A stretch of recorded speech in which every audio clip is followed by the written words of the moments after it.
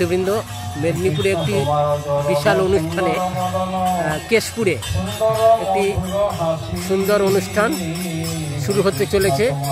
এই অনুষ্ঠানে মায়াপুর শ্রী চৈতন্য মঠের ভক্তবৃন্দ আছেন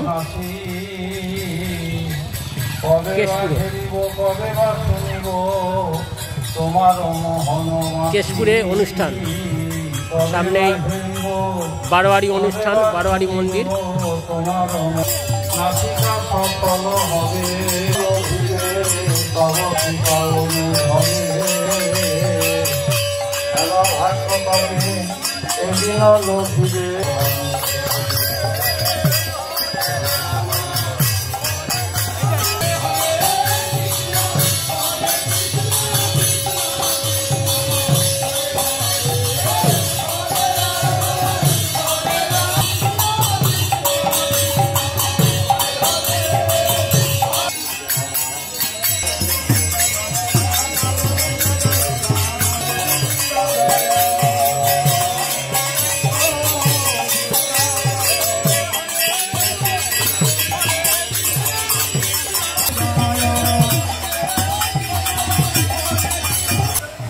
এই কেশপুরে অনুষ্ঠানের যে গ্রাম্য মন্দির, মন্দিরে রাধা গোবিন্দ বিরাজ করছে।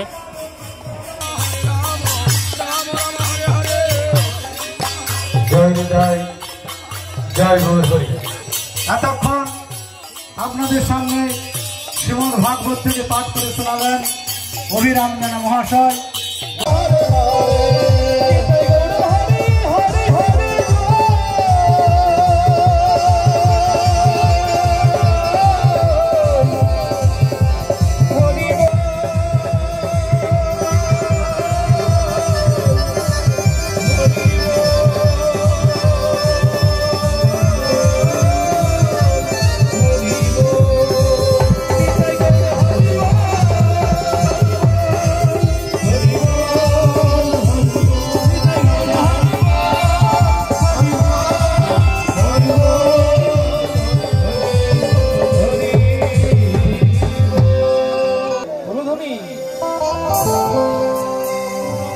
বলি গাই গোড়া চা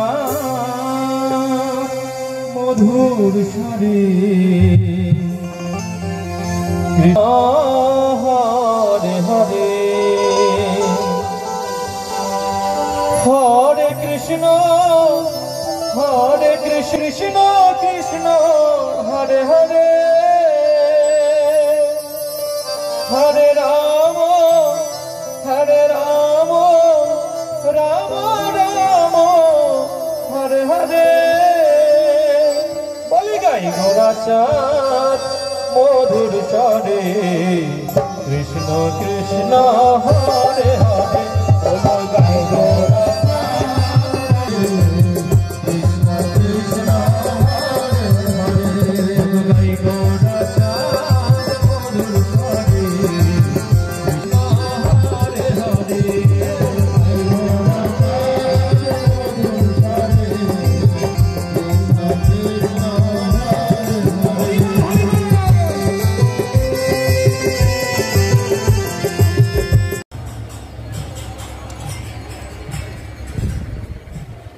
কেননা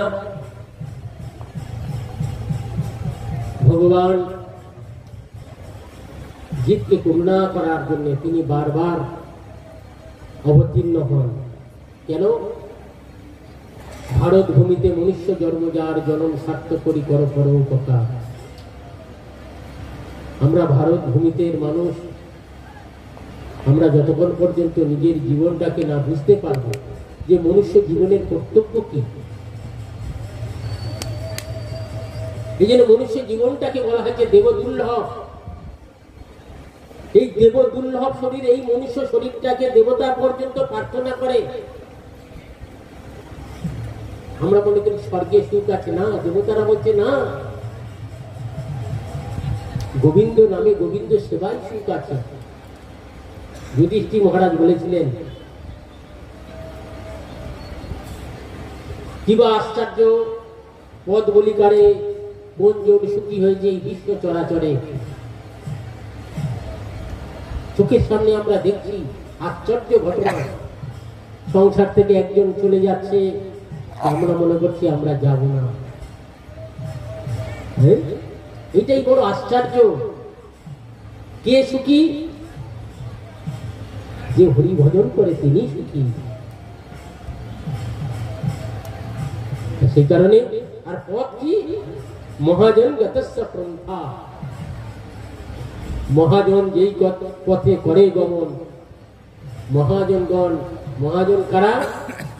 স্বয়ম্ভু নারদ শম্ভু কুমার কপিল মুনি প্রহ্লাদ জনক বিশ্ব বলি বইয়া আসিগণ। এই দ্বাদশ মহাজন অর্থাৎ সাধুগণের ধারা, সম্রায় পরম্পরা, গুরু পরম্পরা। সেই কৃষ্ণ হইতে চতুর্মুখ হয় কৃষ্ণ সেবার মুখ, ব্রহ্মা হইতে নারদমতি, নারদ হইতে ব্যাস। এইভাবে মহাপ্রভুর ধারায় চলে আসছে আজকের শ্রীধাম মায়াপুরে মহাপ্রভুর যে আবির্ভাবস্থলী, যোগপীঠ শ্রী মন্দির, অর্থাৎ যেখানে গেলে ভক্ত ভগবানের যোগযুক্ত হওয়া যায়। আমাদের দেখার মতো চোখ নাই। যে চোখে আমরা মোবাইল দেখি, যে চোখে সিনেমা দেখি, যে চোখে অর্থ গুনি, যে চোখে খারাপ জিনিস দেখি, সে চোখে গোবিন্দ দর্শন হয় না।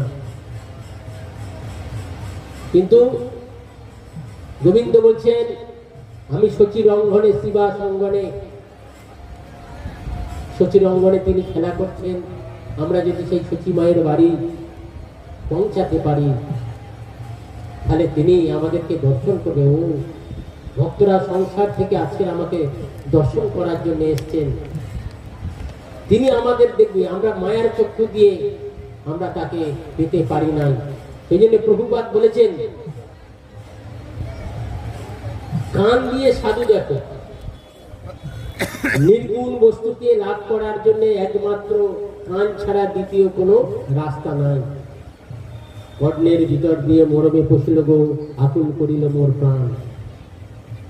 আমরা সাধুর কাছ থেকে যদি ভগবানের কথা শুনি, তাহলেই আমরা ভগবানকে জানতে পারবো। ভগবান আমার হৃদয়ের মধ্যে আবদ্ধ হবে। কেন? ভক্ত আমার পিতা মাতা, ভক্ত আমার গুরু, ভক্ত আমার নাম রেখেছে ভাঞ্ছা কল্পতরু। ভক্ত আমাকে যেখানে গেছেন আমি সেখানেই বিকৃত হয়ে যাই। ভক্ত আমার যেখানেই নিবেদন করে আমি সেখানেই উপস্থিত হই।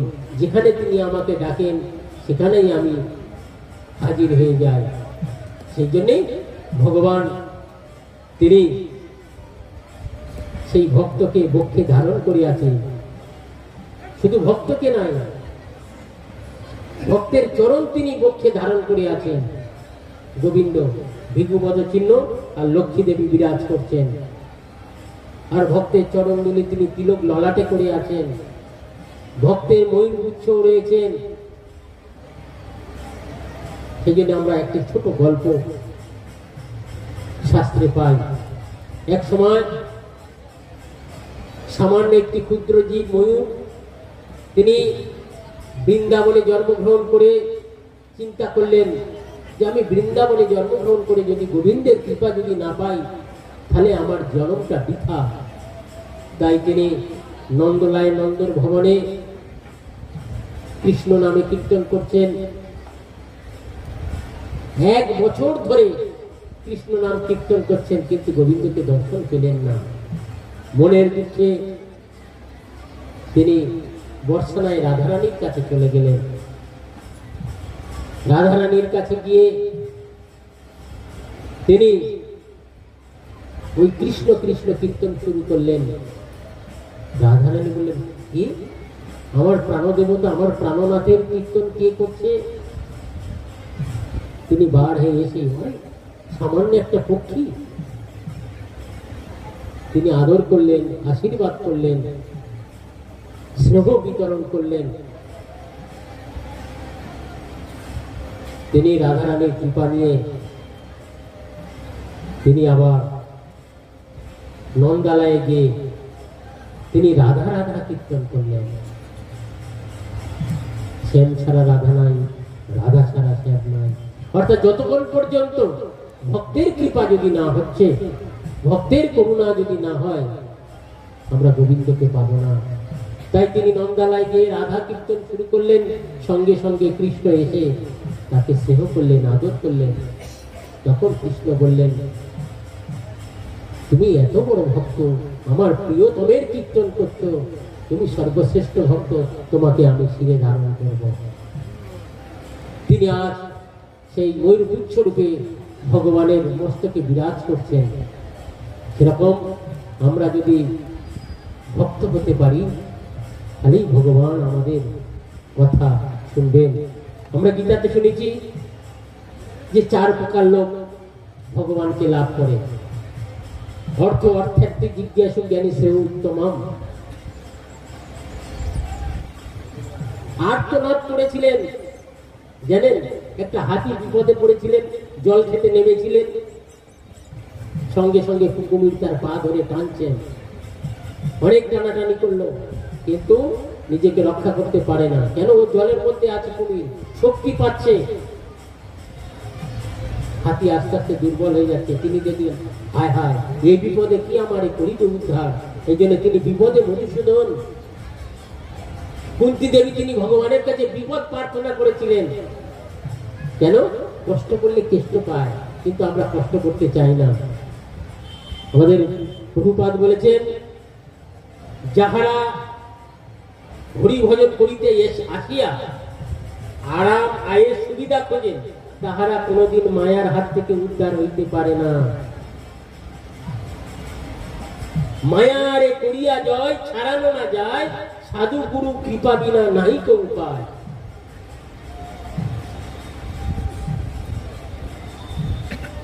সেই কারণে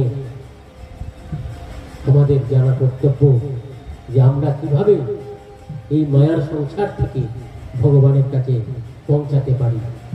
এই সংসারে থাকবে সুখ দুঃখ, বিপদ আপদ, সব থাকবে। আমি যদি চাই যে সমুদ্রে স্নান করব, যারা দেখবেন সমুদ্রে গেছেন, দীঘায় গেছেন, পুরীতে গেছেন, ঢেউ আসছে, কিন্তু আমাকে সমুদ্রে একবার ডুব দিতেই হবে। এবার আমি যদি বলি না, সমুদ্রের ঢেউটা বন্ধ হোক, তারপরে আমি ডুব দেবো, ঢেউ কখনো বন্ধ হবে না, আর আমার ডুব দেয়া বন্ধ হবে না। যে জন কৃষ্ণ ভজে সে বড় চতুর। এই সংসারে সব থাকবে, আকর্ষণ বিকর্ষণ, সুখ দুঃখ, ভালো মন্দ সব থাকবে। তার মধ্যে দিয়ে আমারে কৃষ্ণ নামে আমাকে ডুব দিতে হবে। গুরুদেবের পাদপদ্মে, বৈষ্ণবের পাদপদ্মে, ভগবানের পাদপদ্মে ডুব দিয়ে আমার মধু আস্বাদন করতে হবে।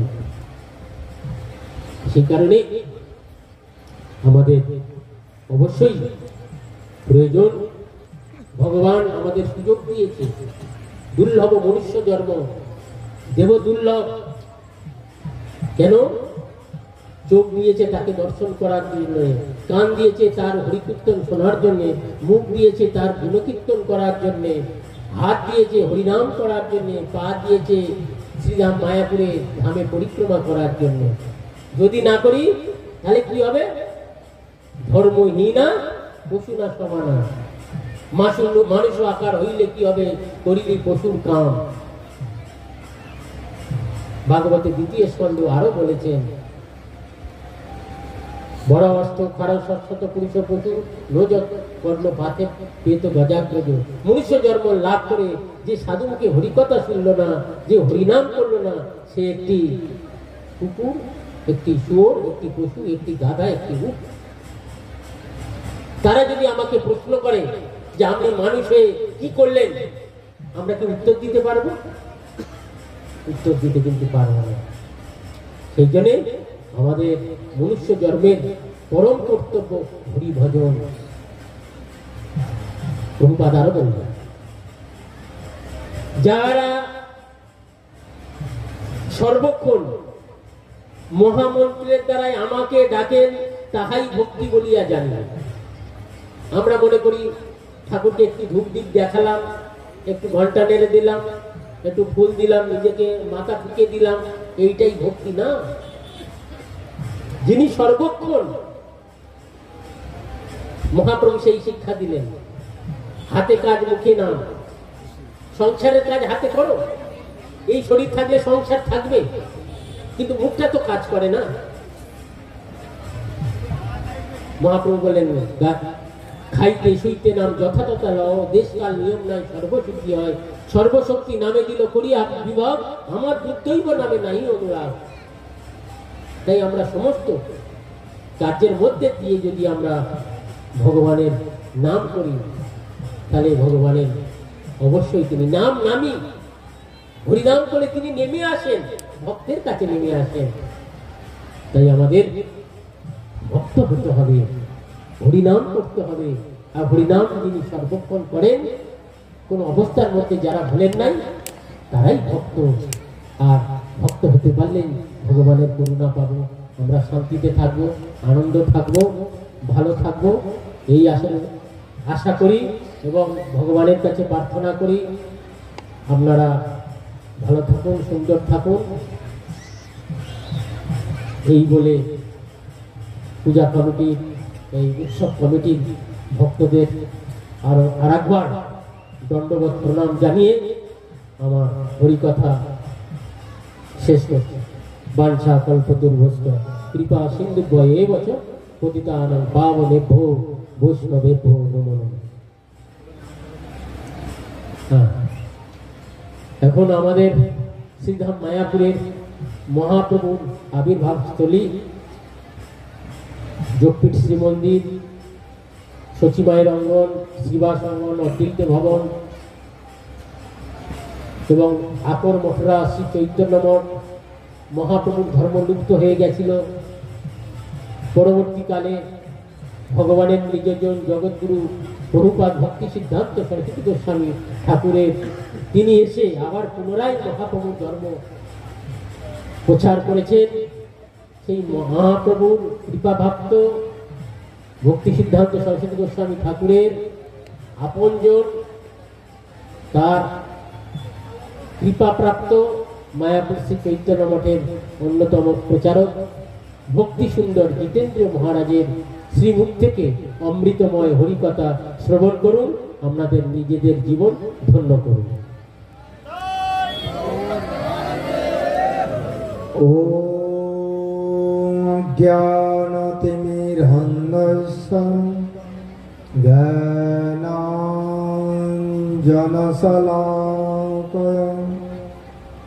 চক্ষুর্মিলিतं येन তস্मै শ্রীগুরুবে নমঃ।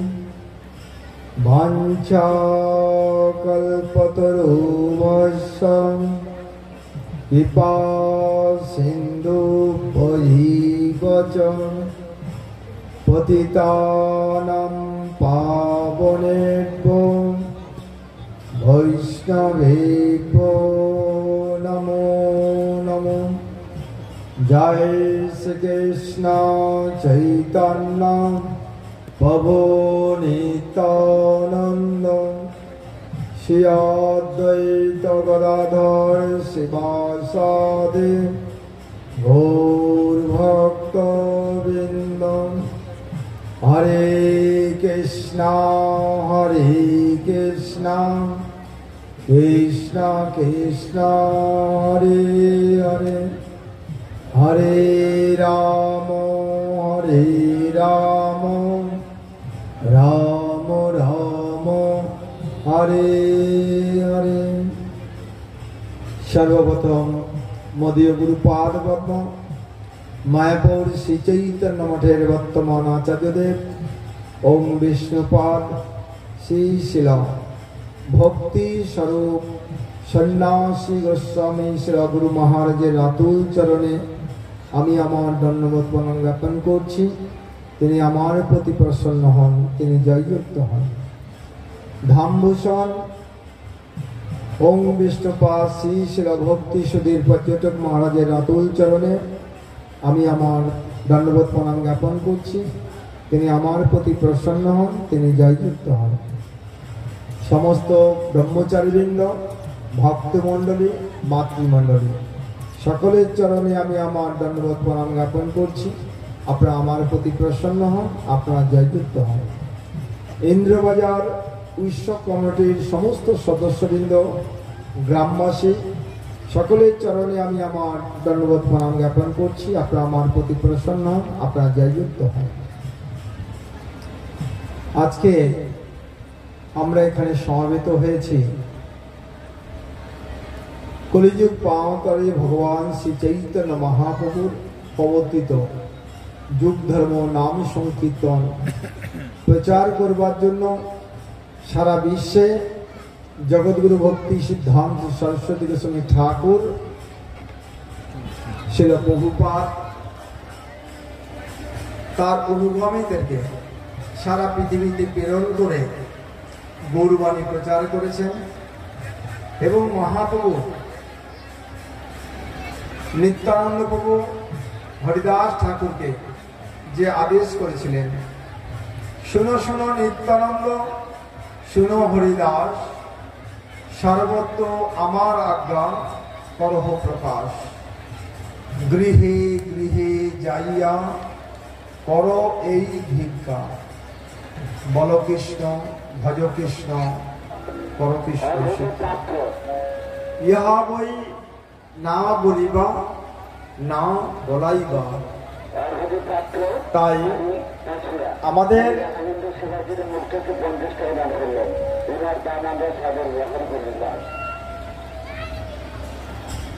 আমাদের সবসময় মনে রাখতে হবে, দেবতুল্য মনুষ্য শরীর পেয়েছি, আমাদের একমাত্র কর্তব্য হরি ভজন করা, হরি সেবা করা, হরি ভক্ত সঙ্গ করা।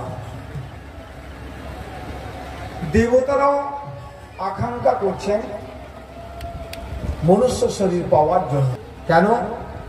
তারা স্বর্গে বাস করছেন, তারা অনেক ভোগ ঐশ্বর্যের মধ্যে ওনারা আছেন, তাই ওরা কিন্তু হরিভজন করতে পারে না। কিন্তু আমরা অনেক স্বীকৃতি বলে এই মনুষ্য শরীর পেয়েছি, আমাদের কর্তব্য হরিভজন করা। আমরা যদি এই মনুষ্য শরীর পেয়ে হরিভজন না করে যদি আহার নিদ্রা ভয় মৈথন পশুরা যে চারটে কাজ করে, এই কাজে যদি আমরা লিপ্ত থাকি, তাহলে ঠিক আমাদের এই মনুষ্য জন্ম আবার 84 লক্ষ জনই আমাদের ভ্রমণ করতে হবে। তাই আমাদের প্রত্যেকের কর্তব্য সাধু সঙ্গে হরির নাম করা। শ্রীমদ্ ভাগবতমে সুখদেব গোস্বামী পাদ পরীক্ষিত মহারাজকে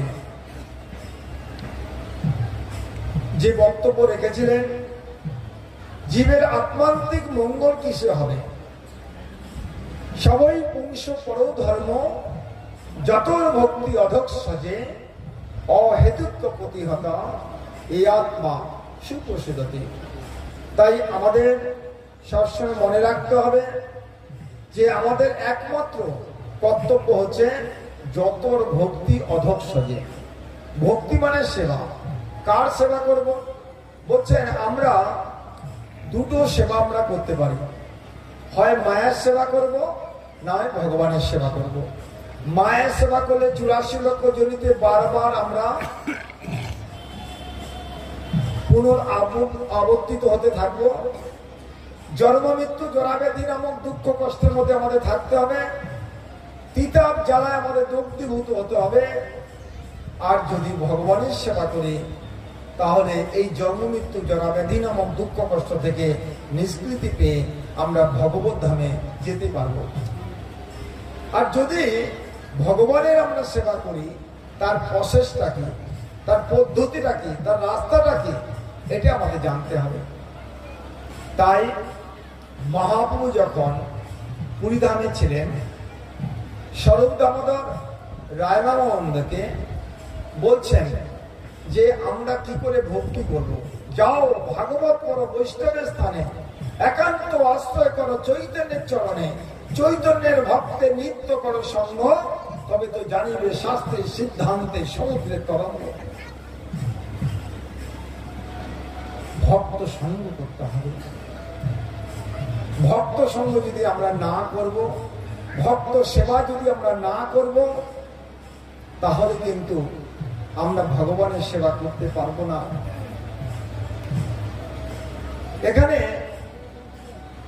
ভগবান 24 বছর, চৈতন্য মহাপ্রভু 24 বছর এই নবদ্বীপ ধামে উনি গৃহস্থ জীবনে নাম সংকীর্তন প্রচার করেছিলেন। আর 24 বছর উনি সন্ন্যাস জীবনে থেকে উনি পুরী ধামে উনি অবস্থান করেছিলেন। সমস্ত গৌড়ীয় ভক্তরা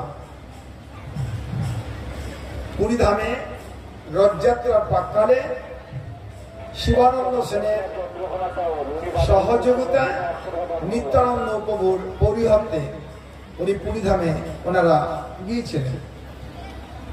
রথযাত্রার পরে চাতুর্মাস্য ব্রত কমপ্লিট করে ওনারা যখন প্রত্যাবর্তন করছেন গৌড় দেশে, ভক্তরা মহাপ্রভুকে প্রশ্ন করলেন, প্রভু আমাদের করণীয় কর্তব্য কি? আমরা গৃহস্থ জীবনে আছি, সংসারে আছে, ছেলে মেয়ে আছে, কাজকর্ম আছে, আমরা আমাদের কর্তব্য কর্মটা কি? তখন মহাপ্রভু বলছেন, হরি গুরু বৈষ্ণবের সেবা করবেন। প্রভু, হরি মানে ভগবান, ভগবানের সেবা করতে হবে। গুরু মানে ইষ্ট দেবতা, যিনি আমাকে, দয়া করে এখানে মাইকটা একটু অফ করুন।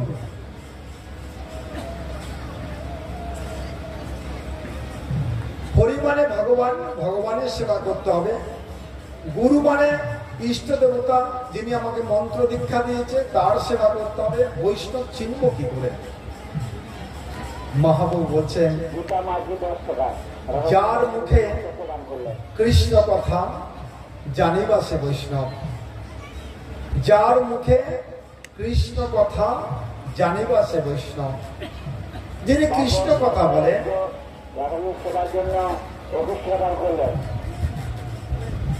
কমিটির ভাইদেরকে বলবো যে ডোনেশনের এই মাইকটা একটু অফ করতে। দ্বিতীয় বছর একই কথা বলেছেন, যার মুখে নিরন্তর কৃষ্ণ কথা জানিবা সে বৈষ্ণব। তৃতীয় বছর মহাপ্রভু বলেন, যার মুখে নিরন্তর কৃষ্ণ কথা জানিবা সে বৈষ্ণব। যাকে দেখলে লয় তব কৃষ্ণ কথা জানিবা সে বৈষ্ণব। যিনি বৈষ্ণব হবেন তিনি হরিগুরু বৈষ্ণবের সেবা ছাড়া অন্য কোনো কর্ম করবেন না। তাই আজকে আমরা এখানে যে সমবেত হয়েছি, যাদের অক্লান্ত পরিশ্রম, যারা এই মহতিপূর্ণ অনুষ্ঠানটা রূপদান করেছেন, যারা পরিচালনা করেছেন, 35 বছর ধরে যারা এই অনুষ্ঠানটা করেছেন, তারা তাদের একটাই উদ্দেশ্য যে আমরা যেন হরি ভজন করতে পারি। এখানে ইন্দ্রবাজার উৎসব কমিটি, নামটা যদি ইন্দ্রবাজার, বলছেন আচার করে না করে প্রচার, প্রচার করে না করে আচার, আচার প্রচার দুই কার্য, সেই তো জগতের আচার্য। তাই আমরা যে প্রচারটা করছি আমাদের জীবনে যেন সেটা আচারের মধ্যে থাকে। ভগবান শ্রীমদ্ ভগবদ গীতায় অর্জুনকে এই প্রসঙ্গে বলছেন, যজ্ঞ সৃষ্ট আশিকা সন্তঃ মুচ্যন্তে সর্বকিল বিষয়ী ভুঞ্জতে তেহম পাপঃ এই পচাত্মী আত্মকামনা। ভগবত ভক্তরা সমস্ত পাপ থেকে মুক্ত হয়, কারণ তারা যা কিছু খায় ভগবানকে নিবেদন করে তার প্রসাদ পায়। যারা স্বার্থপর হয়ে নিজেদের ইন্দ্রিয় তৃপ্তির জন্য অন্ন পাক করে এবং খায়, তারা প্রত্যেকটা গ্রাসে গ্রাসে পাপ খায়। তাই আমরা প্রত্যেকেই ভগবানের এই শিক্ষাটাকে নিয়ে আমাদের জীবনে আমরা উপলব্ধি করব এবং নিজেরা সেটা অনুসরণ করব এবং নিজেরা সেটা আচরণ করব। শ্রীমদ্ ভাগবতমে এই যে আমরা ভক্তি জীবনে থাকবো, আমাদের যখন আমরা ভাগবত কথা শ্রবণ করব তখন আমাদের ভালো লাগে। কিন্তু যখনই ভাগন করব না তখনই কিন্তু মায়াদেবী আমাদের গ্রাস করে। আর যদি ভক্ত ভাগবতের কথা সঠিকভাবে আমরা শ্রবণ করব তাহলে ভগবানের সেবা করবার জন্য আমাদের নিষ্ঠা উপর্যয় হবে। ভগবতী উত্তম শ্লোকে ভগবানের উত্তম উত্তম কথা আমরা শ্রবণ করতে পারবো, তার মাধ্যমে ভক্তি ভগবতী নৈষ্ঠকে তখন ভগবানের সেবা করবার একটা নিষ্ঠা আমাদের জন্মাবে। তাই আমাদের প্রত্যেকের কর্তব্য সাধু সঙ্গ করা। সাধু সঙ্গ সর্বশাস্ত্রে কয়, লবমাত্র সাধু সঙ্গ সর্বসিদ্ধি হয়। তাই আমরা প্রত্যেকে যদি একসঙ্গে হরিনাম সংকীর্তন সহযোগে ভগবানের দিব্য নাম যদি আমরা উচ্চারণ করি তাহলে আমাদের এই মনুষ্য জীবন সার্থক হবে। এই প্রসঙ্গে আমরা একটা পৌরাণিক ঘটনা আমরা জানব যে সাধু সঙ্গের প্রভাবটা কি, সাধু সঙ্গের প্রভাবে আমরা কি অবস্থা থেকে কি অবস্থায় আমরা আসতে পারি। একবার দেবর্ষি নারদ উনি ভ্রমণ করতে করতে নারায়ণ নাম জপ করতে করতে ব্রহ্মাণ্ড ঘুরছেন। ঘুরতে ঘুরতে ঘুরতে ঘুরতে উনি এক জঙ্গলের ভিতর দিয়ে উনি যাচ্ছিলেন। যেতে যেতে দেখছেন কিছুটা অগ্রসর হওয়ার পরেই উনি দেখলেন একটা হরিণ ছটপট ছটপট ছটপট করছে। কেন? একটা তীরবিদ্ধ অবস্থায় হরিণটা অর্ধমিত অবস্থায় ছটপট করছে, আর সেই তীরটা বিদ্ধ তার শরীরে হয়েছে, সে রক্ত বেরোচ্ছে, শরীরে ছটপট করছে হরিণটা। নারদজি বললেন, এইভাবে কে হরিণটাকে নিষ্ঠুরভাবে বধ করলো? বধ তো করেনি, অর্ধমিত অবস্থায় আছে। কিছুটা এগোলো, কিছুটা এগানোর পর একটা বুনো শুয়োর, সেও দেখছে ছটপট করছে রাস্তার মধ্যে, আর ওখানে সেই বুনো শুয়োরটার শরীরেও একটা তীরবিদ্ধ অবস্থা আছে, সেও ছটপট করছে। এইভাবে কিছুটা আগাতে আগাতে অনেকগুলো পশু পাখি এইভাবে অর্ধ মৃত অবস্থায় বিদ্ধ অবস্থায় আছে। তো নারদজি চিন্তা করলেন, এই অপকর্মটা কে করলো? যদি কাউকে মারতে হয় একবারে মৃত্যু করে দেওয়া, অর্ধমৃত অবস্থায় আছে, এই অবস্থাটা কে করলো? তো উনি পথ ছেড়ে দিয়ে জঙ্গলের পথ গেলেন।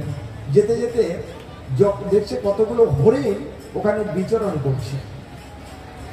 এমন অবস্থায় নারদজিকে দেখে হরিণগুলো ছুটে পালিয়ে গেল।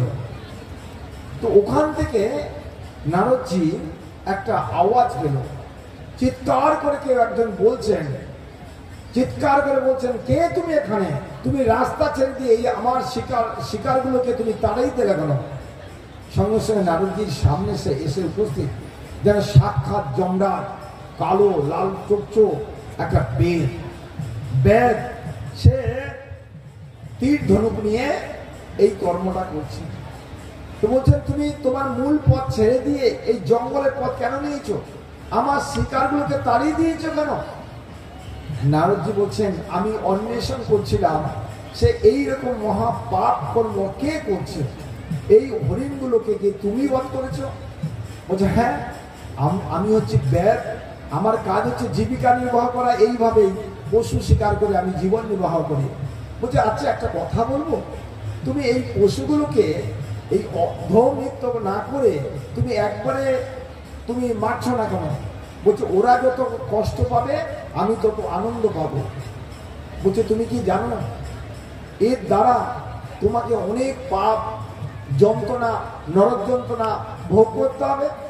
বলছে, আমি ওসব জানি না, কিন্তু যেহেতু নারদজির মতো মা ভাগবতকে উনি দর্শন করেছেন, তিনি সরল ছিলেন, যদিও তার জীবিকা নির্বাহ করবার জন্য সে স্বীকার করে তার জীবিকা নির্বাহ করছেন, কিন্তু নারদজির কথা সে বিশ্বাস করলো। বলছে, তাহলে আমার এখন কর্তব্যটা কি?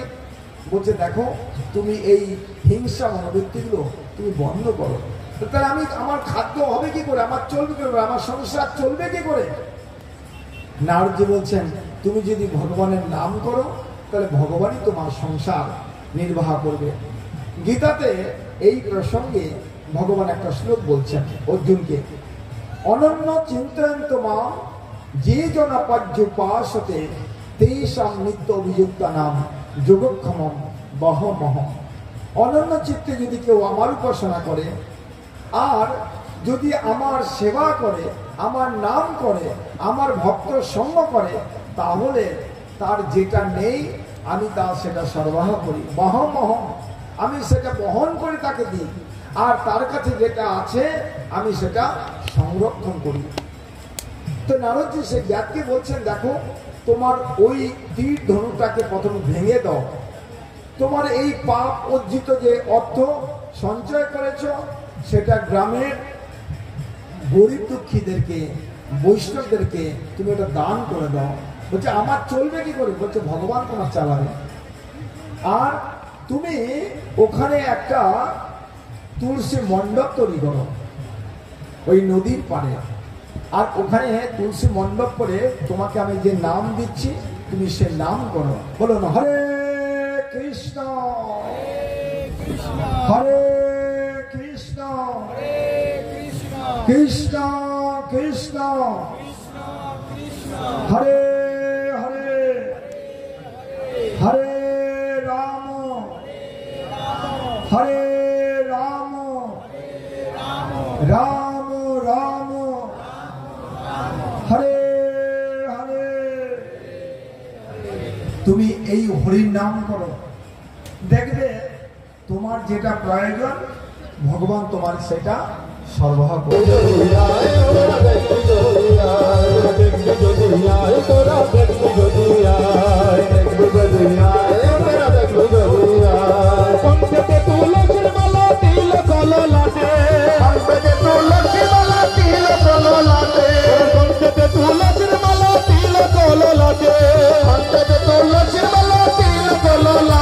মহামন্ত্র গাইছে বদনেতে, হরে কৃষ্ণ মহামন্ত্র গাইছে বদনেতে, হরে কৃষ্ণ মহামন্ত্র গাইছে বদনেতে, হরে কৃষ্ণ মহামন্ত্র গাইছে বদনেতে। দেখবি যদি আয় তোরা দেখবি